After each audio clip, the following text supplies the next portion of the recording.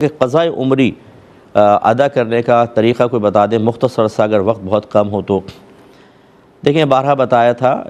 آپ یوٹیوب پہ مزید دیکھ لیجئے گا، میں مختصراً کہہ دیتا ہوں کہ اس کو شارٹ یوں کر سکتے ہیں آپ کہ اگر کافی کثیر تعداد میں ہو اور نفس ان کی ادائیگی کے لیے مائل نہ ہو رہا ہو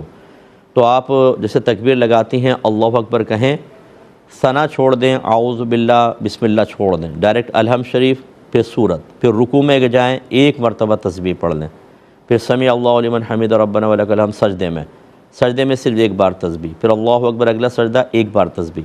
ایسی آپ کھڑے ہو جائیں، الحمد شریف سورت ملائیں اور پھر اتحیات پڑھ کر، اگر دو ہیں تو سلام پھیر دیں، اچھا اگر دو ہی ہیں تو آپ نے اتحیات پڑھیں اور اتنا کہیں اللہم صلی علی محمد اور سلام پھیر دیں۔